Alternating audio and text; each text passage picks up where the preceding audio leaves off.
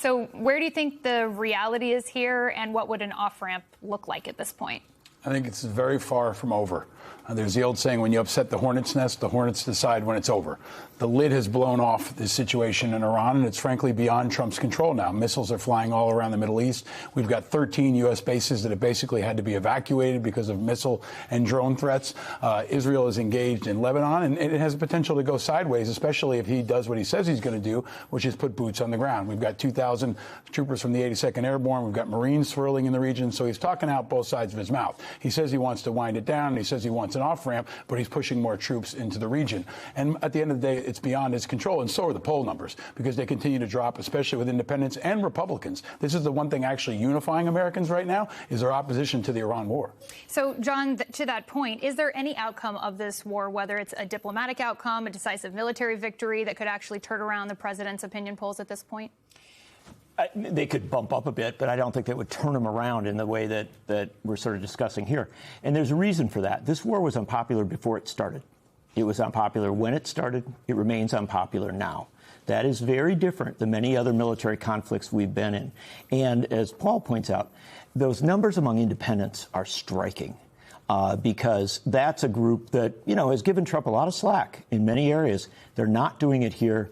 And even if there is, some resolution, those gas prices are going to stay high for a very long time because a lot of infrastructure has been destroyed. Natural gas, another problem, and also this incredible challenge on our economy. Remember, this war is occurring at the same time that we're seeing a huge AI disruption. You put these pieces together, I think there are going to be an awfully lot of voters come November who wonder why the president was off fighting this war when there are so many things that are challenging here at home. The president has said over and over again that the prices are going to go down. This is short-term pain for security gain. He said the prices are going to go down like a rock. Does that hit, no pun intended, with independents specifically? It may hit with some, depending on how far it goes down. But let's be honest about what's going on right now. I come from the rural Midwest. I grew up in a town of 970 people. It's surrounded by farms. Farmers plan ahead. They begin, going to the fields. They're there right now. And they are looking at prices on all the pieces that put food production together that are through the roof and going higher. That expense for them will already be locked in no matter what goes forward. So I think there's an awful lot of people that are feeling the pain now, and it is unlikely that that pain lifts anytime soon. Farmers, for a litany of reasons, will be a very interesting voting bloc to keep an eye on in the future. Doug, Reuters asked people what they care about at this point. What's not on their list is the war in Iran. They care in as much as they don't like it, but they really care about health care. They care about cost of living, finding a house, being able to pay for a house, gas prices, as we've talked about. Was this a political gamble for the president to launch this war, and how does he back himself out? Sure, and everything that you talked about ultimately goes to prices. I took the train up from D.C. today, actually sat across from a Republican pollster who said, I've never seen the president's numbers lower, and obviously he's been polling Trump weekly for more than 10 years now. And the challenge for this administration is what we just heard President Trump say is different language, but very similar to what we heard in the Biden administration. Prices are going to come down. We heard that before. This is transitory. We've heard that before. And the reality is for voters is they may not believe it, whether that's Democrats or Republicans.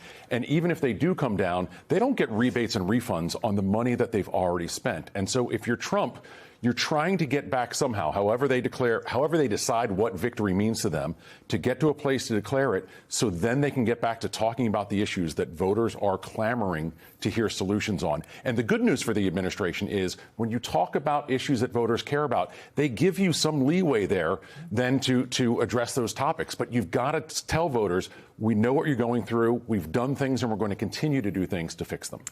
Is the president at risk of imperiling the coalition that he put together that actually voted him into office? We're not just talking about, Republicans, MAGA. We're talking about independents, Gen Z. Does this risk that? Well, I look at the Hispanic numbers first and foremost and just have seen them completely crater for Trump, where he did extremely well with them, especially compared to past Republicans, than what we've seen in the past. So, yes, he is. But again, we also often look at voters in little boxes that, Hispanics, well, their number one issue is immigration. Turns out that's not really true. Gen Zers or Gen Xers, they only care about this or that issue. They care about what things cost. They care about what the economy is, how they can get jobs. And so if the economy is in a tough place, it really does affect everybody. And that's why it's important for this administration and for the Republicans who are going to be on the ballot in November to talk about that first and foremost. Paul, Politico is reporting that Gulf states are pretty freaked out right now, to the point where they may try to retract some of the investments they're making here in the U.S. I guess the question remains, and I was accused earlier of falling down the sunk cost fallacy trap by a congressman earlier in the show. I think his point here is that when I ask, now that we're in this war, we're there. Does that mean we need to stay there to reassure and fortify our allies in the region? Do we risk more by a premature pullout?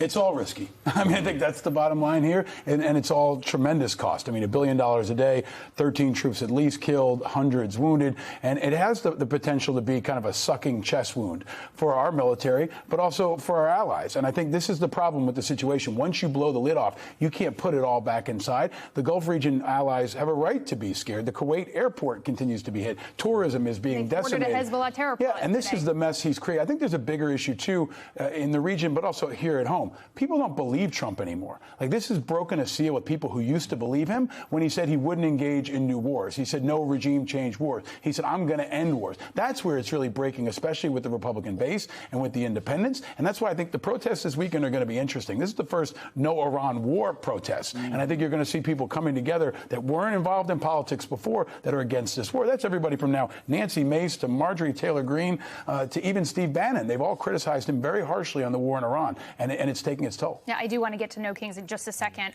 But just from your perspective, military perspective, we're seeing this surge, this deployment.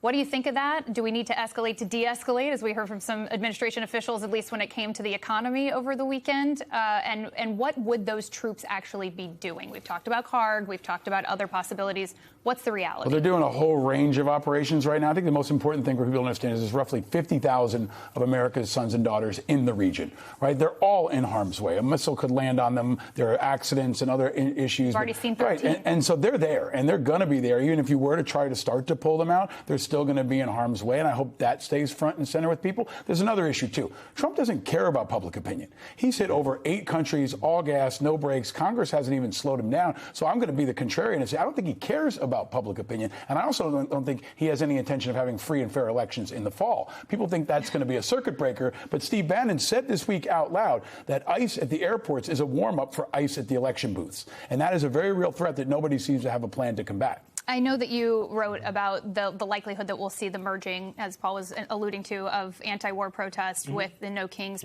protests. I have to ask you, we didn't see a lot of college campus protests, for example, on the Iran war. Why do you believe that we're going to see a lot more vocal anti-war sentiment when it comes to No Kings? Well, Paul's talking about something that is kind of only coming into focus, the number of Americans who are on the ground there.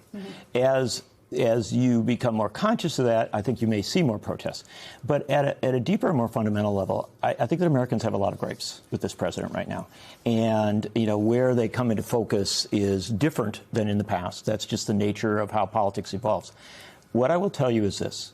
This weekend, you will see, if the reports are right, something in the range of 10 million people, maybe more, in the streets of this country, exercising their right to assemble and petition for the redress of grievances. The past major demonstrations have been largely domestically focused. These demonstrations will, I believe, have a significant anti-war component, and they will not just be in the big cities. As I said before, I come from Wisconsin, and relatively rural Wisconsin, where my family's from. A lot of my family's from Iowa County, Wisconsin. They've got a protest scheduled in Dodgeville, Wisconsin, where a lot of folks split their tickets. A lot of people have served in the military and proudly do. And they've already got, in this relatively small town, about 1,000 folks signed up for the demonstration. So my sense is there's something out there. We don't know what it is exactly. And the one final thing I'll just throw in the mix here is we do talk about President Trump and how he responds to public opinion. We should also recognize there are a lot of Republicans who are going to be on the ballot in November, and some of them respond a little bit more sensitively to public opinion. So this is going to become an interesting dynamic within the Republican Party. Are we going to see that?